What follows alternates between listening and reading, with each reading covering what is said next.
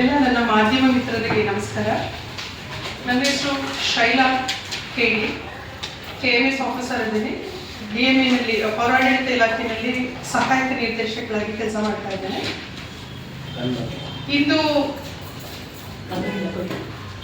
ಕರ್ನಾಟಕ ರಾಜ್ಯ ಪೌರ ಸೇವಾ ನೌಕರರ ಸೇವಾ ಸಂಘದ ನೂತನ ರಾಜ್ಯಾಧ್ಯಕ್ಷರಾಗಿ ಪ್ರಪ್ರಥಮವಾಗಿ ಬಾರಿಗೆ ಮಹಿಳಾ ರಾಜ್ಯಾಧ್ಯಕ್ಷಳಾಗಿ ನನ್ನನ್ನು ಎಲ್ಲರೂ ಆಯ್ಕೆ ಮಾಡಿದ್ದಾರೆ.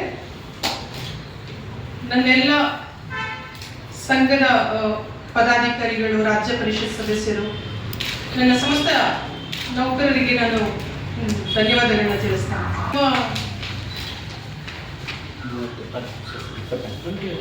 ರಾಜ್ಯ ಪರಿಷತ್ ಸಭೆಯ ನಾವು ಕೊಪ್ಪಳ ಜಿಲ್ಲೆ ಗಂಗಾವತಿ ತಾಲೂಕಲ್ಲಿ 28ನೇ ತಾರೀಕು ಹಮ್ಮಿಕೊಂಡಿದ್ದೇವೆ.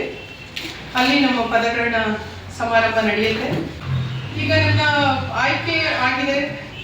ಸೊ ಮುಂದಿನ ದಿನಗಳಲ್ಲಿ ನಮ್ಮ ನೌಕರರ ಏನು ನ್ಯಾಯಯುತ ಬೇಡಿಕೆಗಳಿದೆ ಅದರ ಸಂಬಂಧ ನಾನು ಎಲ್ಲ ರಾಜ್ಯದ ಮೂಲೆ ನನ್ನ ಆಫೀಸ್ಗಳು ಎಲ್ಲೆಲ್ಲಿದೆ ಅಲ್ಲಿಗೆ ನಾನು ಪ್ರವಾಸ ಕೈಗೊಂಡು ಅವರ ಏನು ಕುಂದುಕೊರತೆಗಳಿದೆ, ನ್ಯಾಯಸಮ್ಮತ ಬೇಡಿಕೆಗಳಿದೆ ಅದರ ವಿಚಾರವಾಗಿ ನಾನು ಎಲ್ಲ ಸರ್ಕಾರದ ಮಟ್ಟದಲ್ಲಿ ಸಮಾಲೋಚನೆ ಮಾಡಿ ಮಾನ್ಯ ಮುಖ್ಯಮಂತ್ರಿಗಳ ಗಮನಕ್ಕೆ ತಂದು, ನಮ್ಮ ಮಿನಿಸ್ಟರ್ಗಳು ಏನಿದ್ದಾರೆ ಅವರ ಗಮನಕ್ಕೆ ತಂದು ನಾನು ಅದನ್ನೆಲ್ಲ ಕಾರ್ಯರೂಪಕ್ಕೆ ತರಕ್ಕೆ ನನ್ನ ಪ್ರಾಮಾಣಿಕ ಪ್ರಯತ್ನ ಮಾಡ್ತೀನಿ ಅಂತ ನಾನು ಇಲ್ಲಿ ಭರವಸೆಯನ್ನು ಕೊಡ್ತಾ ಇದ್ದೀನಿ.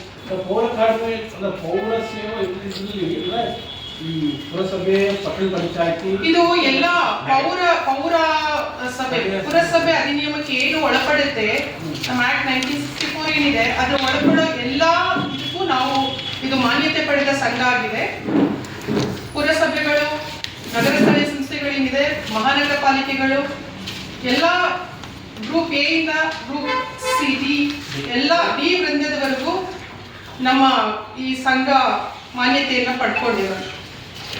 ಮೇಡಮ್, ಅಂದ್ರೆ ನಾಮಿನೇಟ್ ಆಗಿದ್ದೀರಾ ನೀವು, ಎಲೆಕ್ಟ್ ಆಗಿಲ್ಲ? Elected sir. ಮತ್ತೆ ಯಾಕೆ ಇದು ಆಯ್ಕೆ ಸರ್ವಾನುಮತದಿಂದ ರಾಜೀನಾಮೆ ಕೊಡ್ತಾರೆ ಸರ್. ಅವಿರೋಧವಾಗಿ ಆಯ್ಕೆ ಆಗಿದೆ. ಆ ಇಲಾಖೆಯಲ್ಲಿ ಜ್ವಲಂತ ಸಮಸ್ಯೆ ಅಂದ್ರೆ ಕಳೆದ 25-30 ವರ್ಷಗಳಿಂದ ಏನು ನಮ್ಮ ಪೌರ ಕಾರ್ಮಿಕರು, D group loaders, water supply operators ಇದ್ದಾರೆ, ಪೌರ ಕಾರ್ಮಿಕರಿದ್ದಾರೆ, ಇವರೆಲ್ಲ ಕೆಲಸ ಮಾಡ್ತಿದ್ದಾರೆ ದಿನಗೂಲಿ ಆಧಾರದ ಮೇಲೆ, ಟೈಮ್ ಸ್ಕೇಲ್ ಅಲ್ಲಿ, ಹೊರಗುತ್ತಿಗೆನಲ್ಲೆಲ್ಲ ಕೆಲಸ ಮಾಡ್ತಿದ್ದಾರೆ. ಇವರ ಇನ್ನೂ ಸಕ್ರಮಾತಿ ಆಗಿಲ್ಲ. ಅದೊಂದು ದೊಡ್ಡ ಸಮಸ್ಯೆಯಾಗಿ ಹಾಗೆ ಉಳ್ಕೊಂಡಿದೆ. ಈ ನಿಟ್ಟಿನಲ್ಲಿ ನಾವು ಪ್ರಾಮಾಣಿಕ ಪ್ರಯತ್ನ ಮಾಡಿ ಅವ್ರಿಗೊಂದು ನ್ಯಾಯ ದೊರಕಿಸ್ಕೊಡ್ಬೇಕು ಅನ್ನೋದು ನನ್ನ ಮೇನ್ ಧ್ಯೇಯ ಆಗಿದೆ.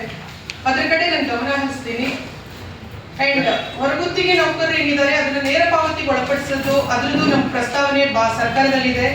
ಅದನ್ನು ನಾವು ಈಡೇರಿಸಕ್ಕೆ ಪ್ರಯತ್ನ ಪಡ್ತಾ ಇದ್ದೇವೆ. ಮುಂದೆ ಮಾಡ್ತೇವೆ ಅದನ್ನ. ಟೆಂಪ್ರವರಿ ಇದ್ದಾರೆ, ಅವರು ದಿನಗೂಲಿ ಮೇಲೆ ಇದ್ದಾರೆ, ಅವರನ್ನ ಪರ್ಮನೆಂಟ್ ಮಾಡಬೇಕು, ಕಾಯಮತಿ ಮಾಡಬೇಕು. ಯಾಕಂದ್ರೆ ಅವರು ತುಂಬಾ ವರ್ಷಗಳಿಂದ ನಮ್ಮಲ್ಲಿ ಕೆಲಸ ಮಾಡ್ತಿದ್ದಾರೆ.